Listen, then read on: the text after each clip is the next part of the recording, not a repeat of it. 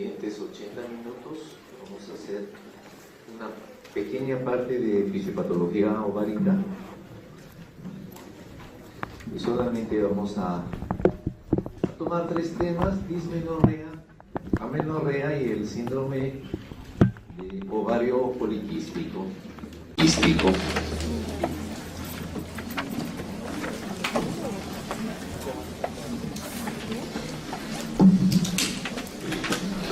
Entonces vean, cuando dentro de la patología común y frecuente en ovario poliquístico, a la cabeza está la dismenorrea, ¿no?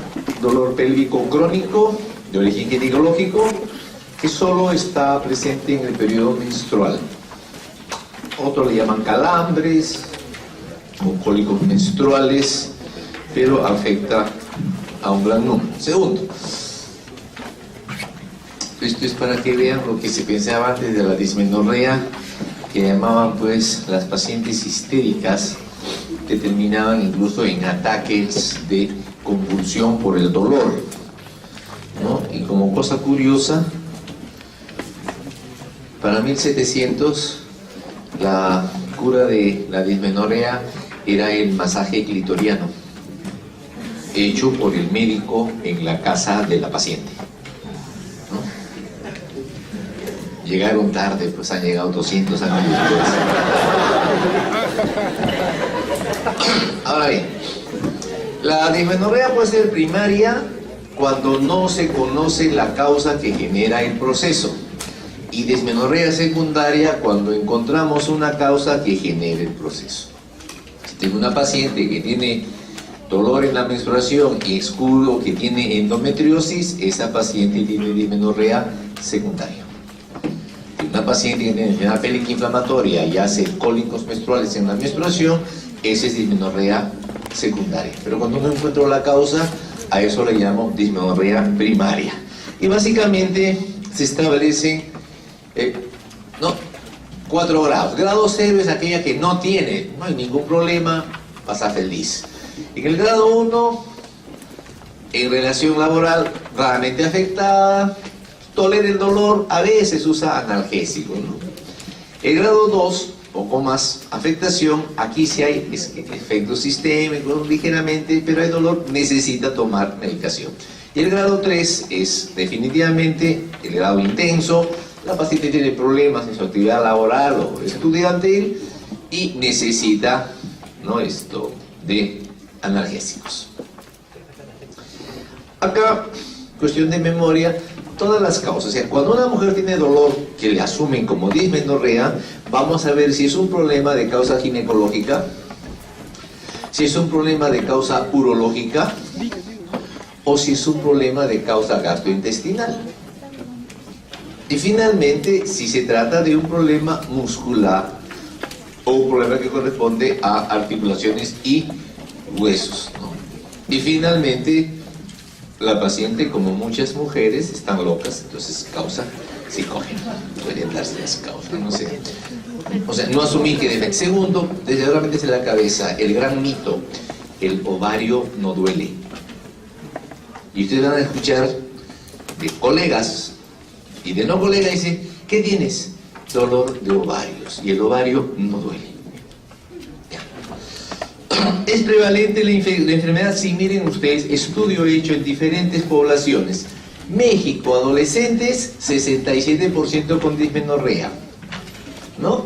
Estados Unidos, 85%, Australia, 80%, Turquía, 57%, Singapur, 51%, Nueva Zelanda, 53%, Suiza, 72%. Es decir, es prevalente.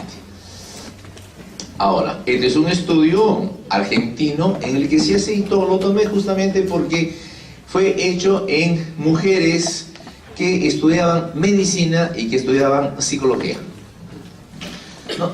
Ahí ven ustedes básicamente edad media 19 años, 82% de medicina y 17% de psicología. 92% tenían dismenorrea.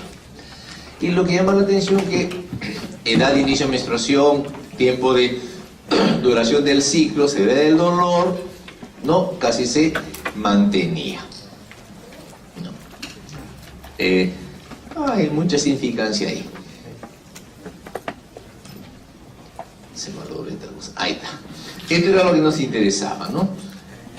La dismenorrea genera trastornos en la vida social y laboral de la que la sufre.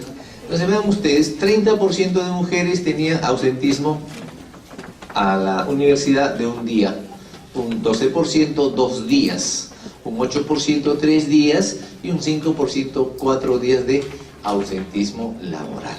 Lo cual es un problema. Y cuando vemos factores de riesgo, de frente vean ustedes. ¿Quiénes tenían dismenorrea? Aquellas que tenían un índice de masa corporal menos de 20, o sea, las flacas. Si el periodo le duraba más de 5 días, ¿no? 18% si fumaban tabaco, si consumían café, si usaban anticonceptivos. Si la mamá tenía dismenorrea, ella también la tenían, ¿no? Se hacían ejercicio y inicio de relaciones sexuales. La mitad de las que tenían relaciones sexuales desarrollaban dismenorrea. Datos sí salidos. ¿Cuál es el problema para nosotros desde el punto de vista médico? 1. Prevalencia 20 a 90%. Todo proceso sobre el 20% es un problema de salud pública. Tiene que ver con aspectos socioculturales, ahorita lo vamos a ver, y esto es lo importante, altera la calidad de vida. La medicina antigua era una ciencia que se usaba para que la gente no se enferme. La medicina en la actualidad es una ciencia para mejorar y mantener calidad de vida. Entonces son los conceptos que han cambiado. Y lamentablemente quien tiene dismenorrea tiene incapacidad, ausentismo laboral. Ahora, ¿qué se encontró en aquellas mujeres con dismenorrea primaria? Que la dismenorrea se producía por contracción de la musculatura uterina. ¿Quiénes contraen, ayudan a mantener el útero? Los ocitócitos. ¿Qué ocitócitos tenemos? Básicamente la oxitocina, más importante, las prostaglandinas y los caloides ergóticos o los del cornezuelo del centeno, ergotamina y ergobastina. Sin embargo, la oxitocina y los alcaloides deben de tener receptores y esos receptores solo se encuentran en úteros gestantes. Por lo tanto, en una mujer que tiene dismenorrea, que no está gestando, no interfiere. No, los únicos elementos que en ese caso nos interesan es las prostaglandinas y ahí trabajamos. Ya sabemos nosotros que cuando se produce la ruptura de las células endometriales durante la menstruación, se libera gran cantidad de fosfolipasa y esa fosfolipasa va a permitir que se produzca el ácido araquidónico, que es el principal elemento para la formación de las prostaglandinas. Entonces, los ácidos grasos pueden recurrir o por la ciclooxigenasa peroxidasas dan endoperóxidos que me van a producir prostaglandinas y tromboxanos, la vía metabólica cíclica. O por efecto de las lipoxigenasas me dan los leucotrienos, o por las epoxigenasas me dan los hidráxidos y los hidroxidoperóxidos, es la famosa metabólica lineal. A nosotros nos interesa la metabólica cíclica. Las prostaglandinas, ven ustedes, acción evanescente, actúan y desaparecen. No se almacenan ni se preforman, solo se forman en el momento en que producen su acción, ¿no? Y actúan solamente en el tejido que las producen, por eso que el efecto prostaglandínico solo se da en útero, ¿no? O son mediadores fisiológicos o dan respuesta farmacológico y normalmente nunca actúan solas, sino actúan a pares. Entonces, si tenemos los ácidos libres, por efecto de COX-1 o COX-2, que son las enzimas que nos interesan, tenemos las prostaglandinas. Y esta donde va a actuar en tejido blanco siempre y cuando tenga receptores o sus enzimas van a generar los metabolitos respectivos. Entonces las prostaglandinas básicamente se sintetizan en el endometrio y en miometrio. ¿Cuándo? En la segunda semana del ciclo menstrual, pero en la segunda parte. Y también se producen en las membranas fetales. Por eso que vamos a ver que cuando ya tenemos un feto a término y se rompen las membranas, estas liberan prostaglandinas y esto genera el inicio de un trabajo de parto pretérmino. De los fármacos no vamos a hablar porque no nos interesa, farmacología es fácil. Ahora bien, mucho.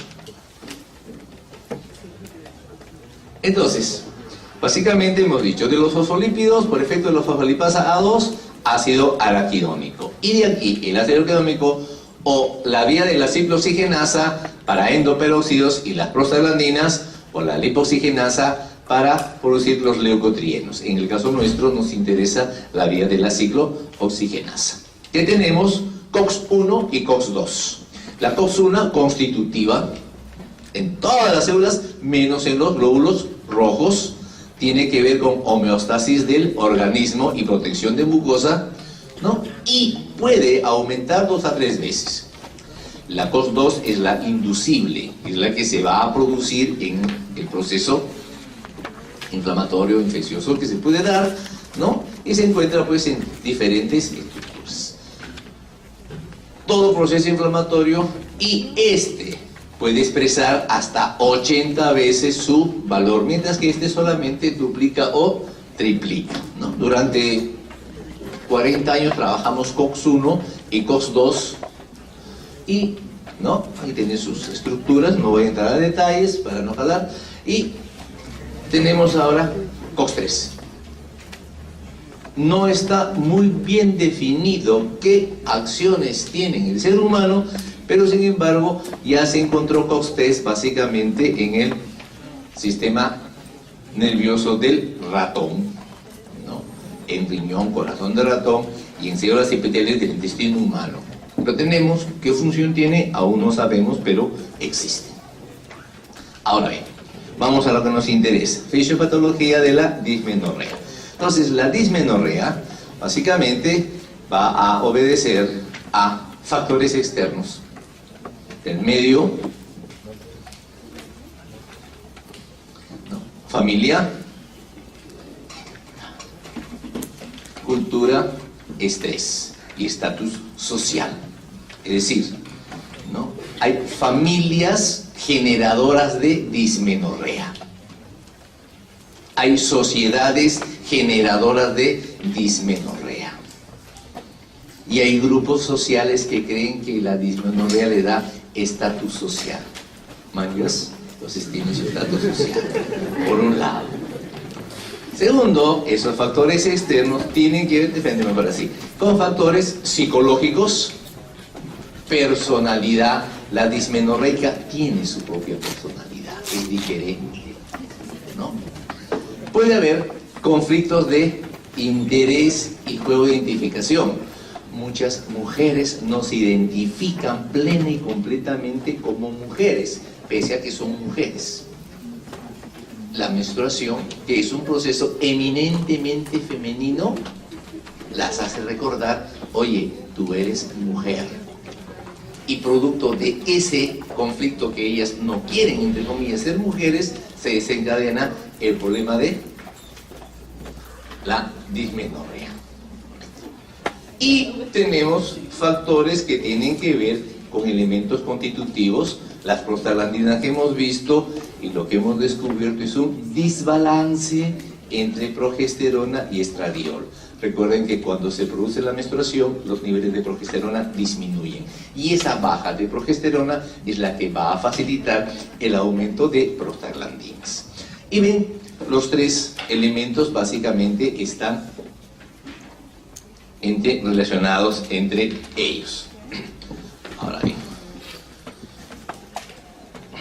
dejemos eso. Sigamos. Entonces, cuando se hace el estudio en dismenorrea primaria, se encuentra que las mujeres que desarrollan dismenorrea tienen una presión intrauterina aumentada con respecto a aquellas mujeres que tienen menstruación sin ningún tipo de dolor. En rojo, mujeres con dismenorrea; en blanco, mujeres sin dismenorrea. Y ven ustedes la diferencia que hay de presión intrauterina, ¿no?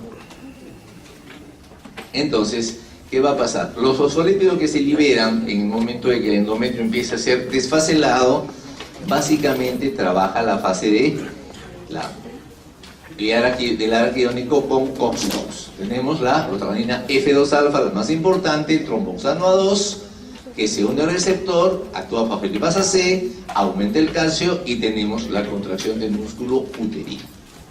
Por lo tanto, el dolor, ¿no? La fase de relajación casi no existe, o si se da en menos cantidad, y como predomina contracción, aumenta la presión, eso genera anoxia en las células musculares y eso genera el dolor intenso tipo cólico. Entonces, en dismenorrea tenemos leucotrienos porque van a ayudar al proceso inflamatorio. ¿Cuáles de ellos? Leucotrienos C y D. Las enzimas, definitivamente, la fosfolipasa A y el COX-2, que son los dos importantes. Y en cuanto a estrógenos y progesterona, se ha visto que la síntesis de prostaglandinas se estimula por estrógenos y se inhibe por progesterona. Si no hay progesterona, mayor cantidad de prostaglandinas. Y básicamente la COX-2 tiene control hormonal indirecto. ¿De quién? De estrógeno, que lo aumenta, y de progesterona, que lo disminuye. Entonces, ¿qué hemos encontrado en estas pacientes? Uno, que hay una diferencia en producción endógena de progesterona. Segundo, un incremento de prostaglandina F2-alfa, y esos dos me llevan a un incremento de la presión intrauterina. Y entonces, si tengo la fisiopatología de la dismenorrea, sale sencillamente el manejo que le voy a dar. A esta paciente le voy a dar antiprostaglandínicos, si es que quiero trabajar a ese nivel. A esta paciente le voy a dar elementos que le aumenten su progesterona, y de esa forma estoy evitando que la paciente tenga dismenorrea. Listo, se acabó fácil. Amenorrea. ¿Qué es la amenorrea? Ausencia de menstruación. Tenemos tres tipificaciones. Uno, amenorrea es el proceso cuando no hay menstruación, aunque... ¿sí?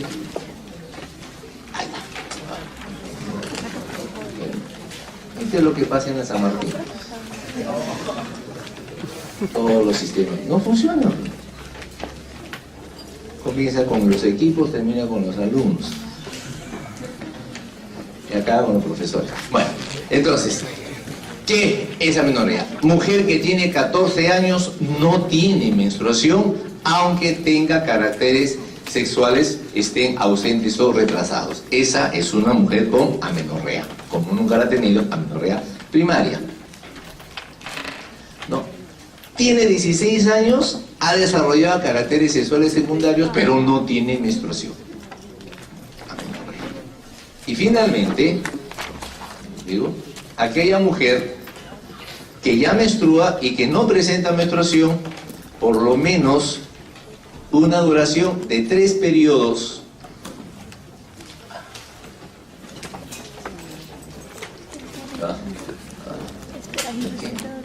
Me voy algo antiguo.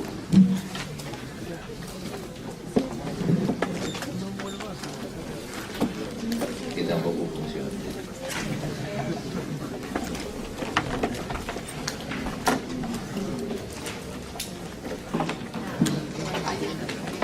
Entonces ven, mujer con menstruación establecida manifiesta ausencia de menstruación durante un tiempo equivalente a 3 ciclos, o cuando ha persistido por más de 6 meses. Y aquí comenzamos que hablamos mal, porque 3 o 4 días de no tener menstruación no es amenorrea, eso es atraso menstrual.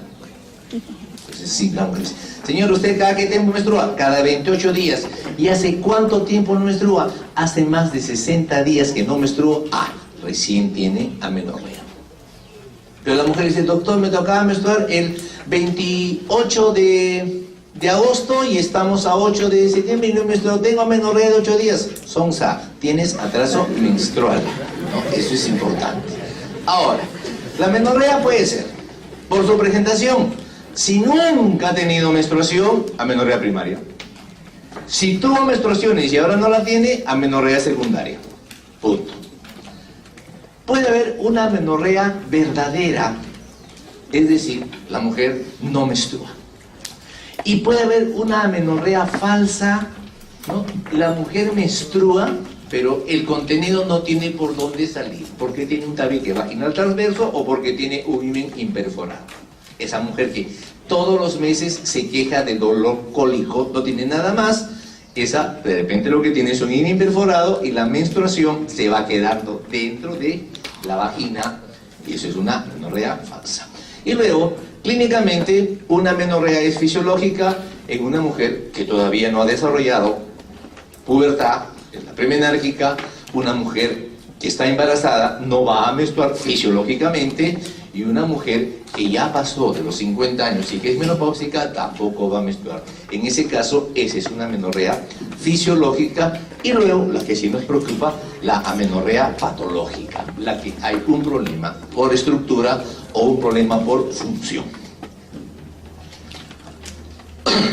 Esperov, que es el padre de la endocrinología ginecobstétrica, él establece que básicamente hay 4 compartimentos para explicar o para tratar de entender el proceso de falta de menstruación. Compartimento 1, lo más bajo, canal genital. Compartimento 2, ovario. Compartimento 3, hipófisis. Y compartimento 4, hipotálamo, ¿no? Lo vemos así mejor para los que no entienden. Tenemos los 4 niveles, ¿no? El compartimento 1 es trastornos de el útero o de vagina. Compartimento 2, trastornos de ovario. Compartimento 3, trastornos de hipófisis anterior. Y el compartimento 4, trastornos del sistema nervioso central o trastornos hipotalámicos. Entonces, cuando una mujer no menstrua, yo no sé si es por el compartimento 1, por el 2, por el 3 o por el 4. Sería cuestión de ir descubriendo. Ahora bien, si vemos compartimento 1, que tiene que ver con útero, la causa más frecuente es el síndrome de Asherman, que es la destrucción química o mecánica de la capa basal del endometrio, lo que me genera una sinequia uterina. No hay capa basal, no hay endometrio que crezca, no va a haber endometrio que caiga, amenorrea. O pueden ser las famosas anomalías del conducto de Müller, como digo, a la cabeza el ano imperforado.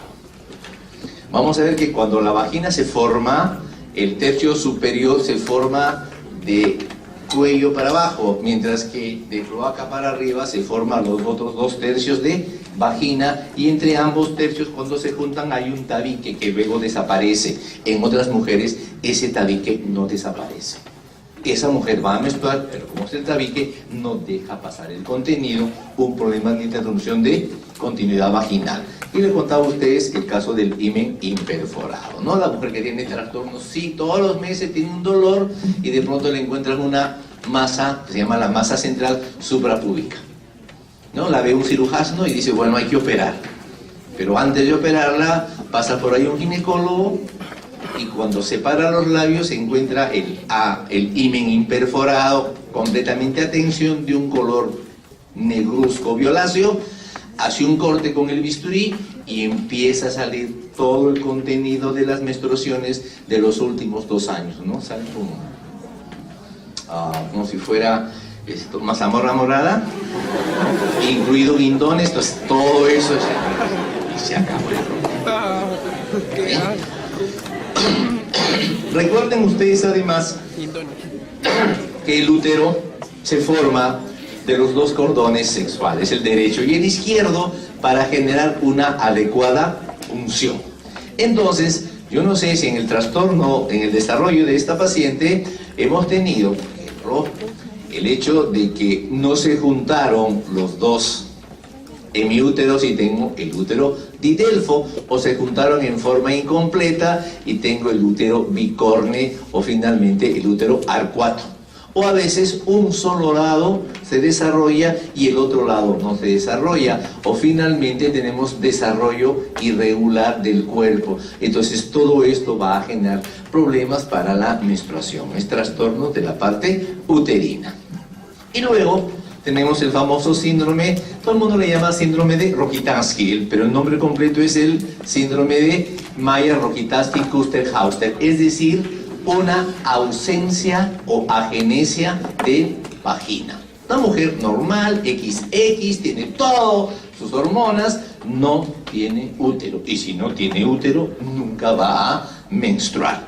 Recuerden que problemas uterinos están asociados a problemas renales y esqueléticos. Estas pacientes, además de la agenesia, pueden tener problemas de riñones multiquísticos o riñones en herradura o doble sistema pielocaliciar, por eso que hay que estudiarlas, ¿no? Entonces ven ustedes, en un caso de Rokitansky, hay vagina, una pequeña vagina, una fosita, y al fondo vaginal no encontramos cuello. Es decir, que esa es un Rokitansky, ¿no?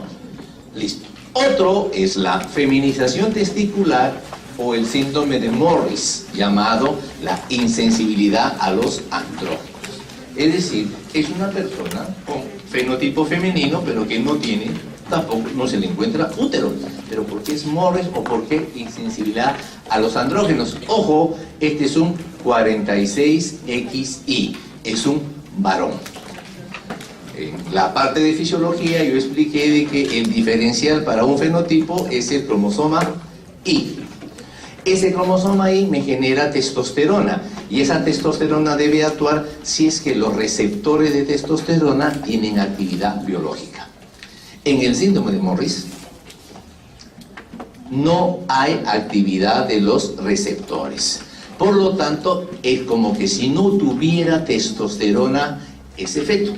Y si un feto no tiene testosterona, que es el diferencial, ¿en qué se transforma? En mujer.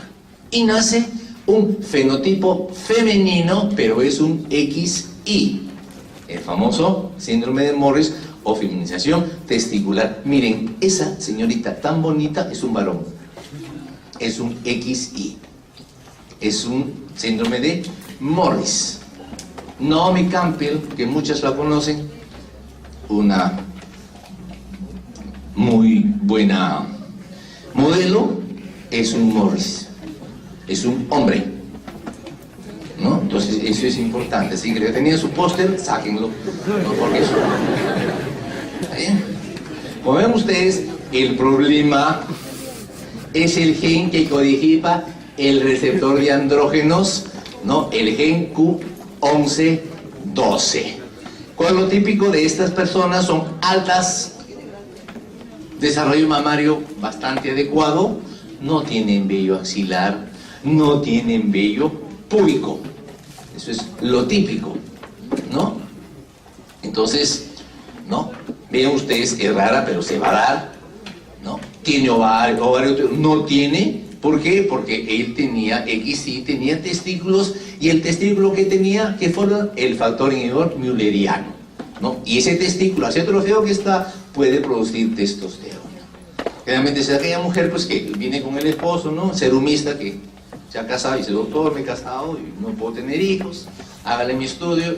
Mujer, 1,80 m, alta, desarrollo mamario muy bueno, no hay vello axilar, no hay vello pubiano, no menstrua.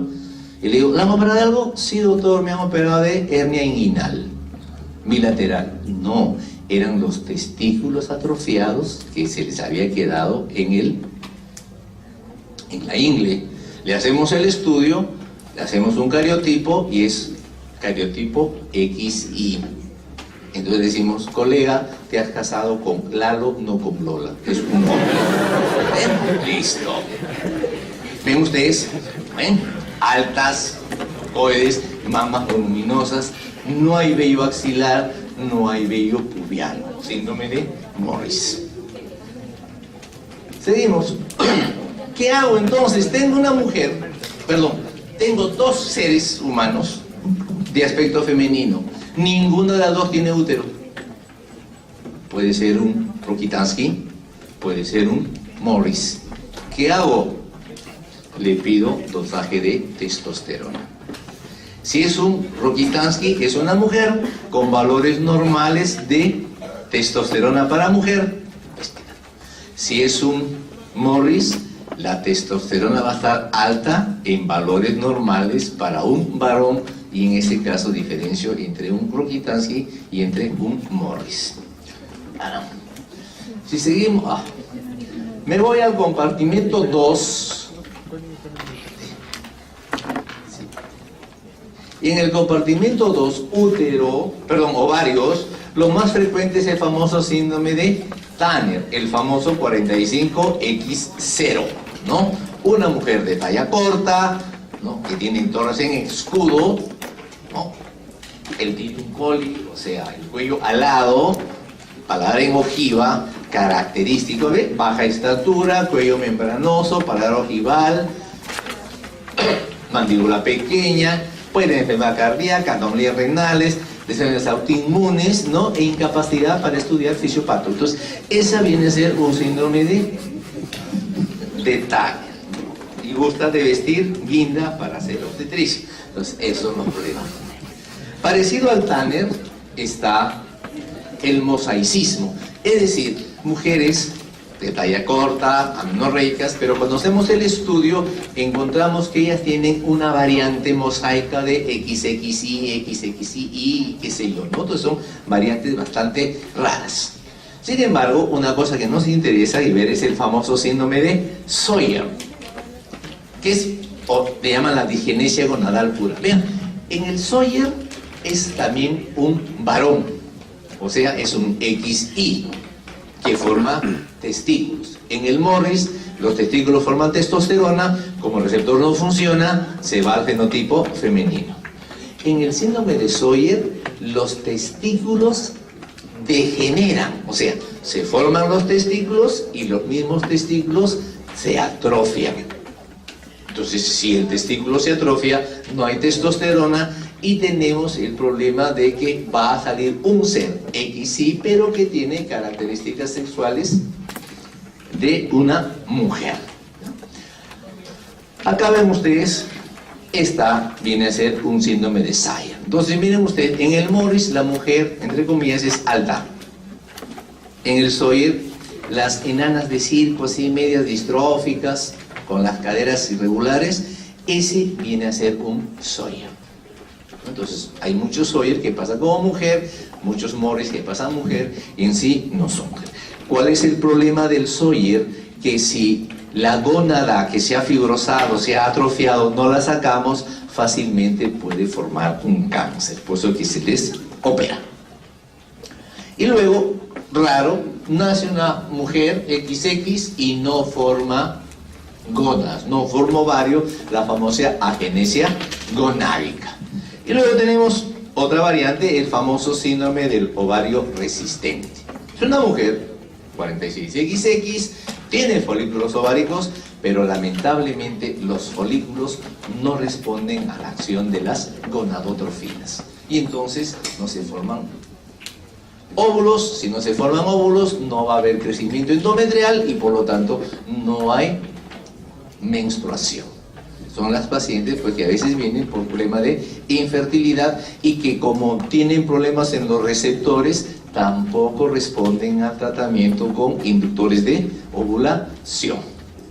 Y junto con eso viene la insuficiencia ovárica prematura, o lo que le llaman la menopausia precoz. Ya vimos nosotros que la menopausia se producía por la desaparición de la reserva ovárica. Y en estas personas hay un aumento en la velocidad de desaparición. No se sabe la causa exacta, pero se encuentran problemas virales o agresión física o autoinmune. Me explico. Yo tuve una paciente en mi hospital, una interna de odontología de 28 años. Y me consulta porque hace 4 años que no menstrua, tiene la piel seca, tiene bochornos, o sea, toda la sintomatología de una menopáusica. Le hacemos el estudio, salía todo para menopausia. ¿Qué había pasado? Esta chiquita nació con displasia congénita de cadera. Y el médico que la vio le mandaba sacarse placas de articulaciones de cadera cada 6 meses durante 7 años. ¿Y qué es lo que está pasando? Esa radiación que está recibiendo para tomar la placa me está dañando ovario. Y entonces la radiación X me destruyó la reserva ovárica y por eso esa interna a los 28 años ya era menopáusica. Ya acá viene la recomendación. Cuando ustedes sean internos y hagan pediatría, como son tan buena gente, dice, yo bajo con mi chiquito, con mi bebito, mis 2 pacientitos a tomarle la placa de tórax. Perfecto.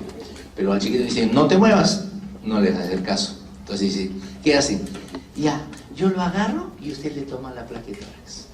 Entonces lo agarran, ¡pum! Viene el disparo para ver si el chiquito tiene neumonía y el disparo, ¡pum! Para los ovarios de mi interna o para los testículos de mi interna. Pero como no lo hacen una sola vez, sino a veces a la semana bajan 3 veces, y pediatría son 3 meses de rotación, o sea, se irradian. Entonces digo, ¿vas a bajar a mi interno? ¿Dónde vas? Voy a placa de rayos X. ¿Ya tienes calzón de plomo? No, entonces no bajas. Porque tienen que cuidar sus... ¿Correcto?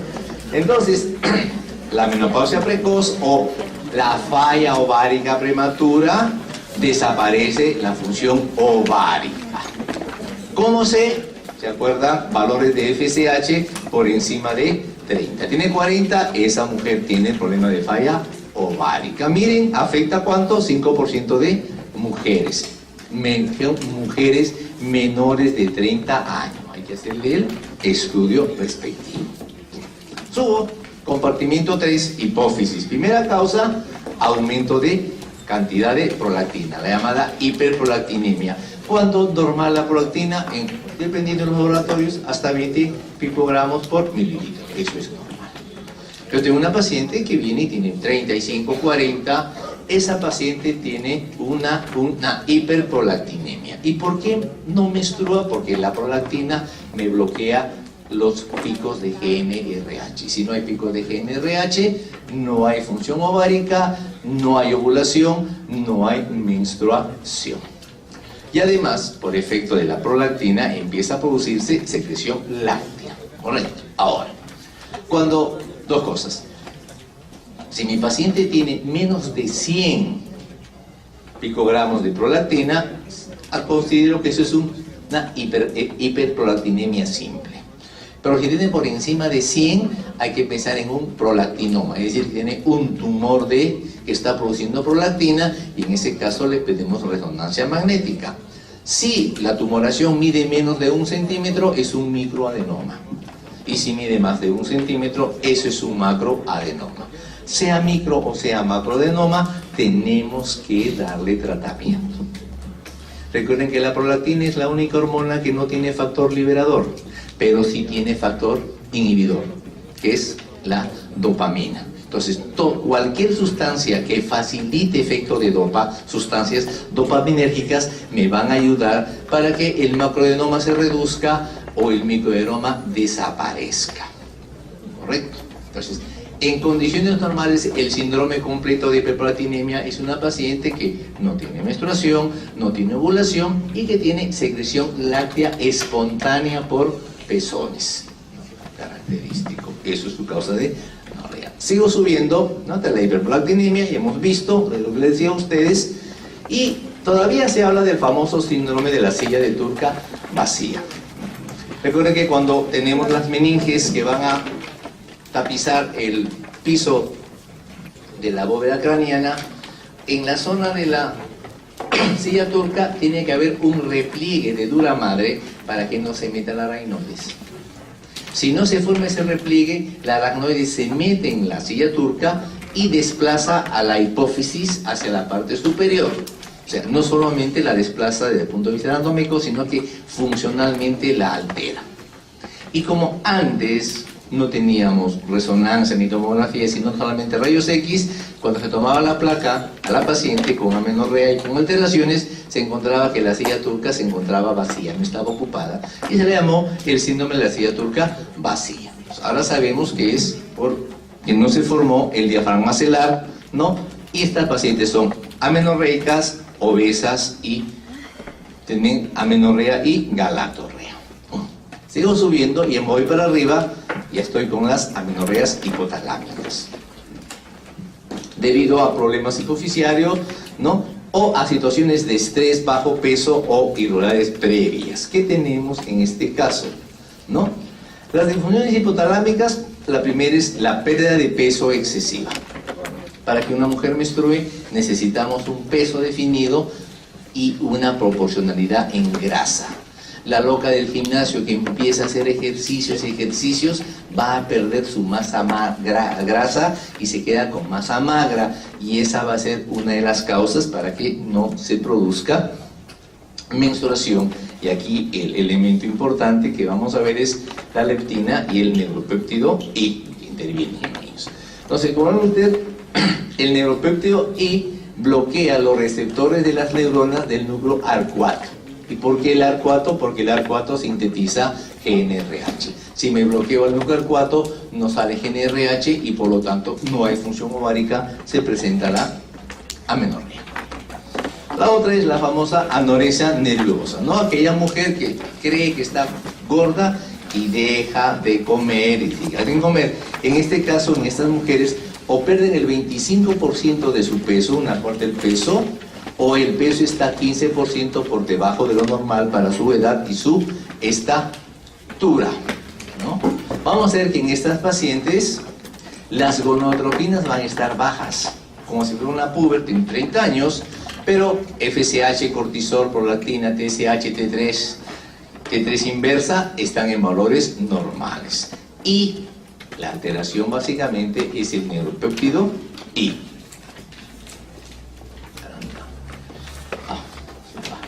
El otro, cuando decía el ejercicio y amenorrea, no. ¿Qué es lo que pasa en mujeres normales que empiezan a hacer ejercicio y pierden su grasa corporal? ¿No? Entonces, estas mujeres van a hacer y probablemente amenorrea. Caso de las tenistas cuando están en competencia, de las voleibolistas, no, o sea, cuando se van a competencia llevan todo menos toallas higiénicas porque no las van a necesitar. Ocurre que el ejercicio disminuye gonadotrofinas y aumenta prolactina. Solo con eso ya tenemos problemas de amenorrea, ¿no? Opone crecimiento, testosterona, ACTH, esteroides suprarrenales y endorfinas aumentan su secreción y disminuyen depuración, por lo tanto aumentan, ¿no? La grasa corporal disminuye y en esta grasa los estrógenos se convierten en catecolestrógenos, y como no hay grasa, tampoco tengo conversión de catecolestrógenos, ¿no? Típico del ejercicio. Y luego el famoso síndrome de Kallmann, que es rarísimo, amenorrea y anosmia, que es una paciente que tiene problemas de malformación en la zona de la parte del piso de las fosas nasales, y entonces se daña los nervios olfativos y se daña la hipófisis. Tenemos pues amenorrea y anosmia. ¿Ven? Desarrollo sexual infantil, cariotipo XX y es incapaz de percibir olores. Punto. Ahora bien, otra forma de clasificar las amenorreas pueden ser centrales, gonadales o genitales.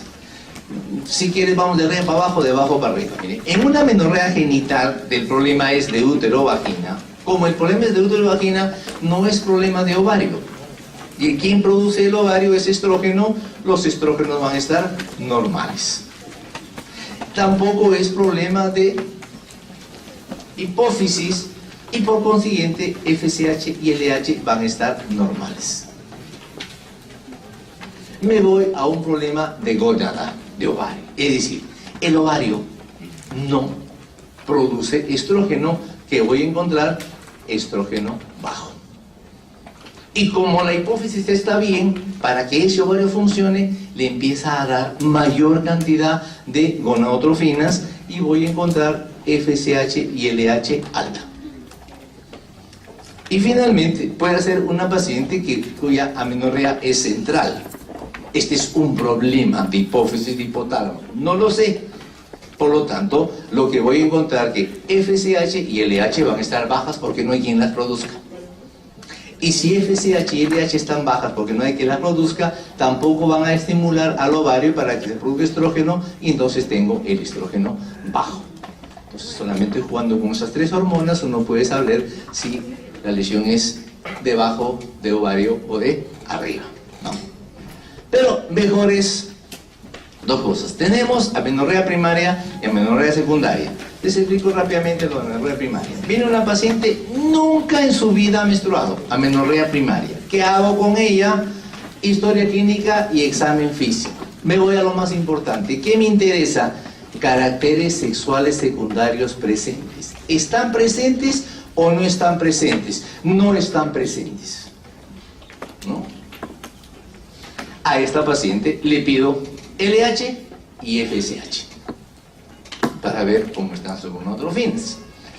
Si la LH y la FSH están bajas, quiere decir que hipófisis hipotálamo no produce, ¿no?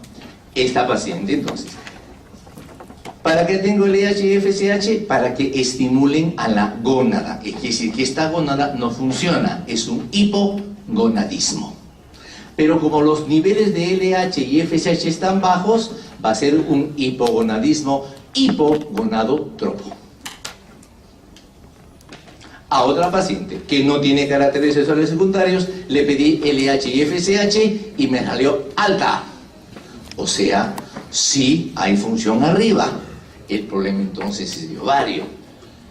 Esta paciente, como el ovario no funciona, sigue siendo hipogonadismo, gónada que no funciona. Pero los valores de FSH y LH están altos, este es un hipogonadismo hipergonadotropo. ¿Qué hago con esta paciente que tiene hipogonadismo hipergonadotropo? Le pido un cariotipo. Cariotipo 46XX, o es un problema de agenesia gonadal o una disgenesia gonadal. Cariotipo 45X0, ese es un síndrome de Tanner, muerto el pollo. Otra paciente viene, sí tiene caracteres sexuales secundarios. ¿Tiene útero? Vamos a ver, le pido su eco. No tiene útero. Ajá, si no tiene útero, le pido cariotipo. Si es XY o es XX. Si es XY, ese es un síndrome de Morris, insensibilidad a los andrógenos. Y si es un XX, una agenesia mulleriana, síndrome de Rokitansky-Kuster-Meyer-Hauster. Punto. ¿Tiene útero? Ajá. ¿Cómo está el contenido? ¿Hay obstrucción del sangrado? ¿Ese es un imperforado o tiene un septum vaginal? Ese es cuando tenemos una amenorrea primaria. Pero ahora tengo una amenorrea secundaria. Y esto es más fácil. ¿Cuál es la primera causa de amenorrea secundaria? Embarazo. Por lo tanto, toda paciente que viene con amenorrea secundaria, ¿qué le voy a pedir? Desde gestación. Si sale positiva, felicitaciones. Si sale negativa, sigo mi estudio. ¿Correcto? Así de fácil. Si no es embarazo, de repente la paciente tiene un problema de hiperprolactinemia, ¿qué le voy a pedir? Dosaje de prolactina. Y la otra posibilidad es que tenga un problema de hipotiroidismo, que le voy a pedir TSH. Entonces esa es mi triada.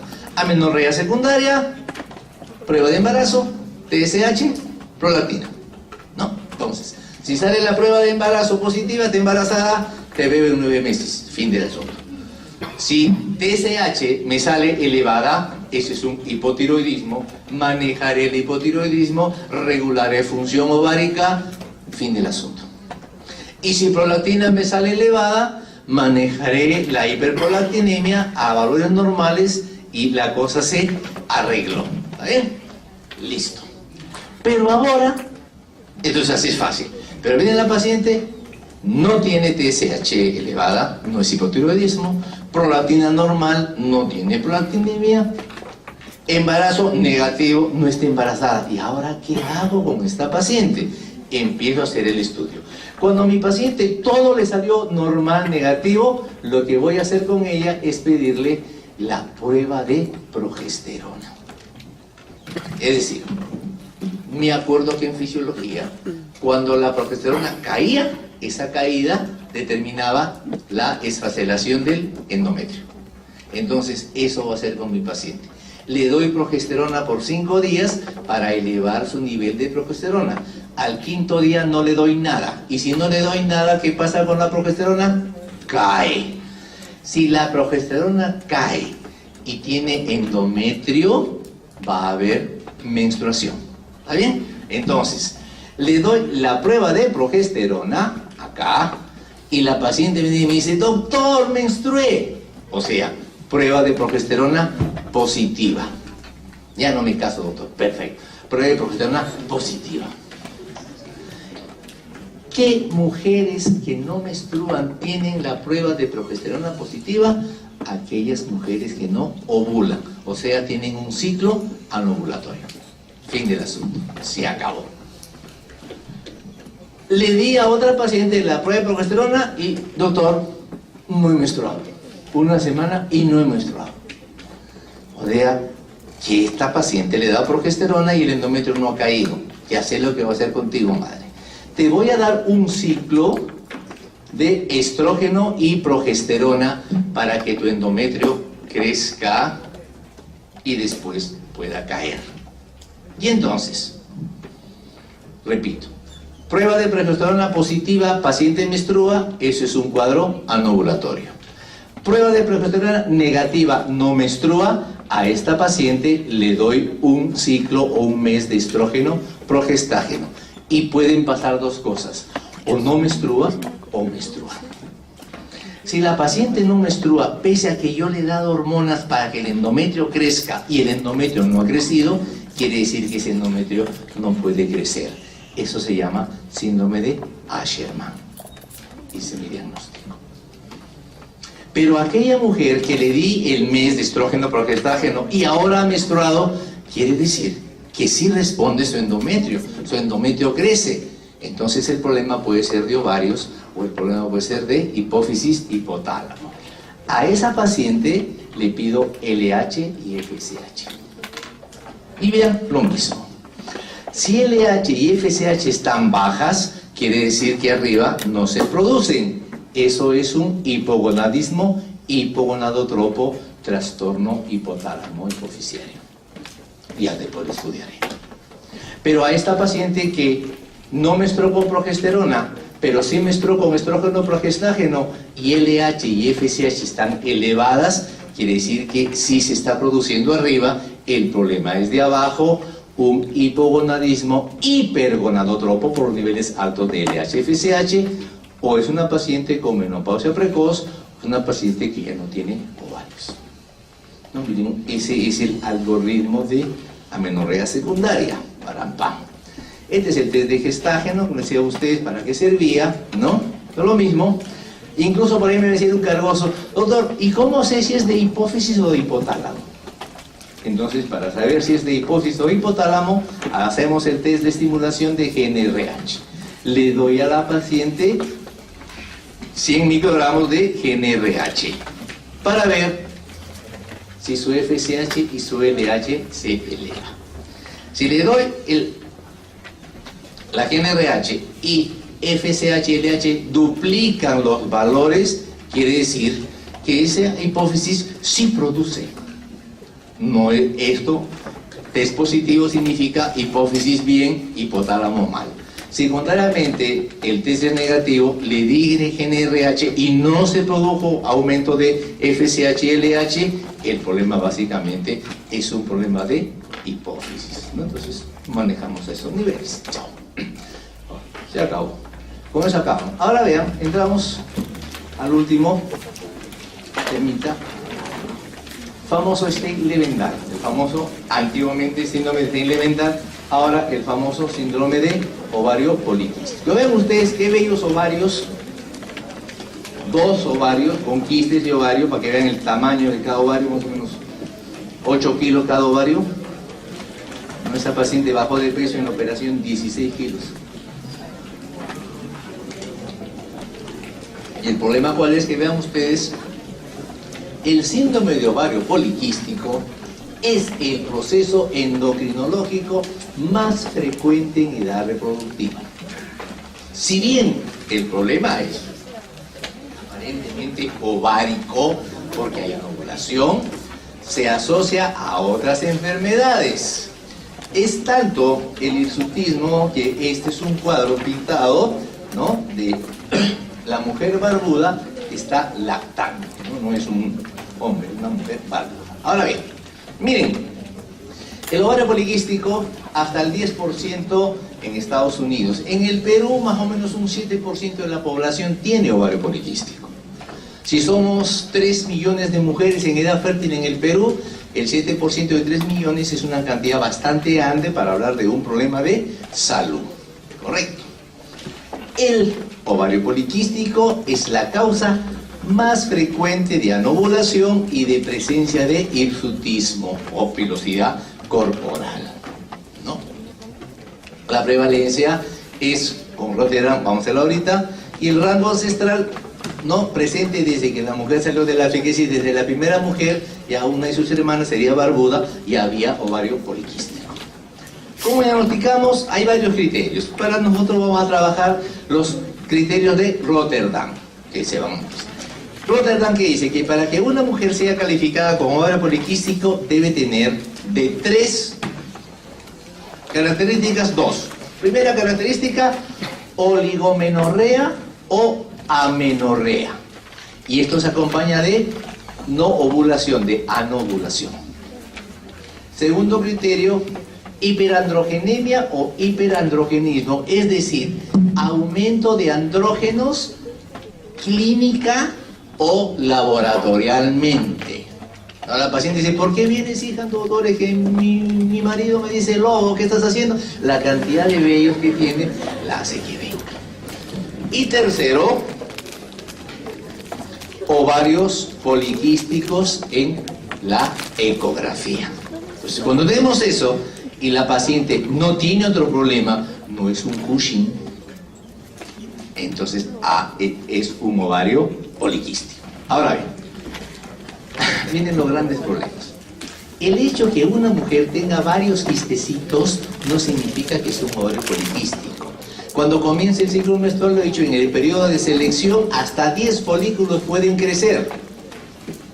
De tal manera que si yo le tomo una ecografía a una paciente que está en fase de selección, le encuentro 8 folículos, no por eso voy a decir que tiene ovarios poliquísticos. Es decir, una mujer, para decir ecográficamente que tiene ovario poliquístico, 2 cosas. Primero, los ovarios son grandes, volumen grande del ovario. El máximo volumen de un ovario es 10 mililitros. Si tengo una paciente en el que le mido un ovario de 12, 14, 16 mililitros, ya tengo un primer criterio. Y el segundo, miren ustedes, presencia de 12 o más folículos entre 2 y 9 milímetros. Olvídense de lo que dice acá, más de 12 folículos. Entonces, 12 folículos más ovario agrandado, ovario poliquístico. Puede tener 18 folículos, pero el volumen ovárico es 8, es normal. No es un síndrome de ovario poliquístico. Correcto. El problema, vamos a verlo así de sencillo, es un problema de disregulación de GnRH que va a generar aumento de LH, aumento de andrógenos, y esos andrógenos me generan todos los problemas que vamos a ver a continuación. Darán. ¿Cuál es el gran problema? ¿Cuál es la fisiopatología básica? Secreción elevada de LH. ¿Dónde actúa LH? LH actúa en la teca. ¿Y qué forma la teca? Andrógenos. Por eso lo típico es la presencia de andrógenos. Ahora, inicialmente el aumento de andrógenos es ovárico, pero después el aumento de andrógenos también es de la suprarrenal. Y aparece algo que ya hemos visto nosotros en teoría en estos días, resistencia a la insulina, lo que hace al síndrome de ovario poliquístico un proceso metabólico. Entonces, como ven ustedes, que tenemos ya visto mejor, vamos a encontrar en el hipotálamo una secreción anormal de GnRH, lo que hace que aumente la LH y disminuya la FSH. Esa LH aumentada es la que va a generar el aumento de andrógenos a nivel ovárico. Luego vamos a ver que aparece la resistencia a la insulina. La resistencia a la insulina y la posterior hiperinsulinemia va a generar a nivel del hígado disminución de la proteína ligadora de la hormona sexual. Y si no hay proteína ligadora sexual, va a haber más andrógeno libre, por lo tanto la androgenemia aumenta.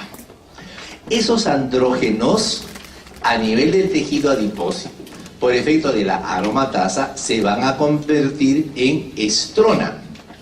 Entonces, en una mujer con ovario poliquístico, pese a que su ovario no ovula, tiene niveles altos de estrógenos, pero no de estradiol, sino de estrona, que es el estrógeno periférico.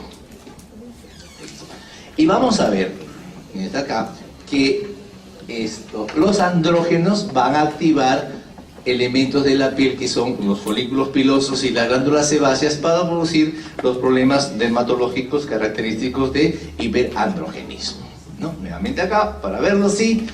Entonces, la alteración de GnRH me aumenta la cantidad de LH, me activa la TECA, la insulina elevada, sinergiza con la TECA, la insulina me modifica la acción del hígado y por lo tanto tenemos los problemas de mayor cantidad de testosterona libre. Entonces, el aumento de LH me aumenta la cantidad de testosterona, de androstenediona y de dihidroepiandrosterona, todos son andrógenos ováricos. Posteriormente, la suprarrenal también aumenta sus andrógenos, el sulfato de dihidroandrosterona, ¿no? Aumenta el dihidrotestosterona y aumenta la estrona, que es el estrógeno periférico que se forma en tejido graso. Ahora, tres cosas tenemos en el ovario poliquístico: hiperandrogenismo, insulinoresistencia y alteraciones del tejido adiposo. Rapidito. En el hiperandrogenismo hemos visto que hay disregulación de GnRH, activación del P50, vamos a hacerlo ahorita, rapidito. Este es el círculo vicioso de ovario poliquístico. Miren ustedes. Aumento de producción de andrógenos por la TECA, exceso de andrógenos, esos andrógenos se aromatizan a estrógenos en tejido periférico, se elevan los estrógenos. Esa elevación de estrógeno inhibe FSH. Si se inhibe FSH, no hay crecimiento folicular y se produce la anovulación, característica de las pacientes con ovario poliquístico. Ese estrógeno facilita que haya más LH. Esa LH aumentada genera más andrógenos y entonces entramos en el círculo vicioso del ovario poliquístico. Ahora, en el ovario existe un sistema que genera los diferentes tipos de hormonas sexuales. Es el famoso P4, el sistema P450C17, ¿no? Entonces, ¿qué se ha visto? Miren ustedes, que se activa, se facilita la hidroxilación, por lo tanto es más fácil que el ovario forme mayor cantidad de andrógenos. O sea, no solamente es andrógenos de TECA, sino son andrógenos que el propio ovario forma, ¿no? Y luego, en el ovario hay los famosos sistemas IGF. De todos los sistemas IGF, el IGF-1 es el único que se mantiene normal. Todo el resto de sistemas son sistemas que se alteran. Solamente que le quede el concepto, no vamos a entrar a hablar de cada sistema, ¿no? Entonces, todo esto que va a generar que el ovario tenga mayor cantidad de folículos preantrales, que no se desarrollen adecuadamente, que como la TECA es estimulada por la LH, voy a hacer hiperplasia de las células tecales, la granulosa no va a responder adecuadamente y por lo tanto pues el problema es de la TECA para la producción de andrógenos. Y entonces vemos generalmente, este es un ovario poliquístico con múltiples quistes, con digo, más de 12, 16, 18, característico con hiperplasia de la TECA. Entonces, ¿cómo sé que hay hiperandrogenismo? Básicamente con el hirsutismo y el acné, la característica de la mujer. ¿No? Porque tiene mucho acné, la piel grasa. Entonces, ¿qué decimos? Cuando hay acné, más de 10 lesiones en la menarquia o una por respuesta a tratamiento. Y para el hirsutismo hay una escala para hacer la calificación de hirsutismo, depende a la cantidad y en la zona en la que se encuentra, ¿no? Ya cuando hagan dermatología lo van a trabajar eso. Entonces, ¿quién me marca los niveles de hiperandrogenismo? La testosterona. ¿Cuál es la evidencia de hiperandrogenismo? Testosterona, ¿no? Y la testosterona libre, porque no tenemos la proteína ligadora de la hormona sexual, ya que el hígado, por efecto de la insulina, no lo está formando. Viene la insulinoresistencia, no voy a hablar mucho de eso, ¿no? Miren, en las pacientes se va a dar en el 70% de mujeres con índice de masa corporal aumentado y en el 50% de mujeres delgadas. Ya sabemos que el problema es señales postunión insulina receptor por la fosforilación de la serina, ¿no? Pero no voy a entrar mucho en eso porque ustedes ya lo han visto en teoría. El problema es que la insulina resistencia y no la hiperandrogenemia es la que me va a generar un factor a largo plazo, básicamente con el problema cardiovascular. Aquí vamos a ver. Entonces, la hiperinsulinemia va a hacer que el ovario no funcione adecuadamente y que aumente sus niveles de andrógeno, testosterona. La testosterona me genera el hirsutismo, me genera la anovulación y la infertilidad. Ahorita vamos a verla. La hiperinsulinemia, vamos a ver que la característica es sobrepeso en las pacientes, acantosis nírica y daño de endotelio, ¿no? Con todo lo que ya hemos visto. Param, pam. La resistencia a la insulina, sabemos que nos va a dar enfermedad cardiovascular, retinopatía, endopatía, todo lo que hemos visto en los dos anteriores seminarios, así que lo paso. ¿Qué pasa con la insulina? Este es el problema. Frente a la resistencia a la insulina tengo hiperinsulinemia. La hiperinsulinemia, como hemos visto, disminuye producción de proteína de la hormona sexual, hiperandrogenismo. La insulina facilita, sinergiza con LH para que se produzca mayor cantidad de andrógenos, hiperandrogenismo. Y la insulina impide la maduración del folículo, por lo tanto tengo anovulación. Hiperandrogenismo, anovulación, síndrome de ovario poliquístico. ¿No? Entonces, ya acá viene el problema para la mujer. Si esta mujer logra poder embarazarse, lo que va a pasar que esta mujer con ovario poliquístico está sometida a estrés oxidativo, o sea, tiene radicales libres, tiene reactividad a oxígeno, y esto que me va a generar ovocitos de mala calidad, y la relación espermatozoide-ovocito va a ser anormal, lo que me va a generar problemas en fertilización. En el caso que se produzca fertilización, voy a tener problemas en la implantación del feto y en el crecimiento de ese producto.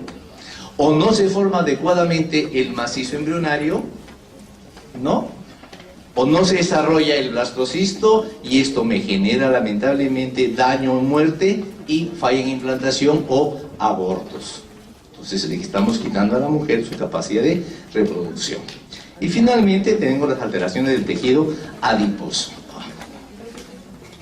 Entonces miren, en estos pacientes hay resistencia a la lipólisis catecolinérgica porque no hay adrenoreceptores beta 2 y beta 3. Básicamente, acá tenemos.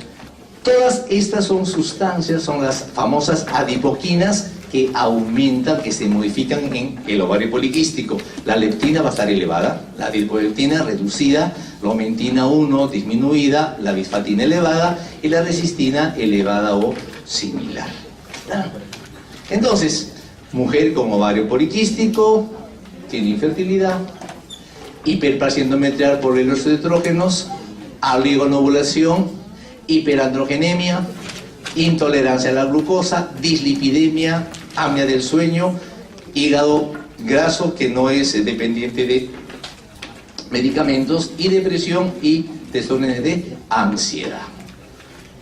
Esto es lo nuevo que quería traerles a ustedes. Ahora sabemos que existe un nicho fetal que determina que esa mujer termine siendo un ovario poliquístico.